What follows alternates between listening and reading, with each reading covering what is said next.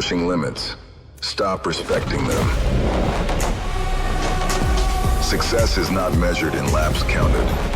Формула 1 ќе влезе во својата 77 сезона во 2026 година, збогатена со тимот Audi Revolut F1. На премиерата беше официјално потврдено дека погонскиот склоп означен како AFR 26 хибрид има моќност од 350 киловати на електричниот мотор и приближно 400 киловати на 1,6 литарскиот V6 турбомотор кој работи на одржливо гориво. Дефинитивната тркачка ливреа на R26 за првата сезона применета е новата дизајнерска филозофија на Audi – јасна, техничка, интелигентна и емотивна. Во новата сезона на Формула 1 има нови технички прописи.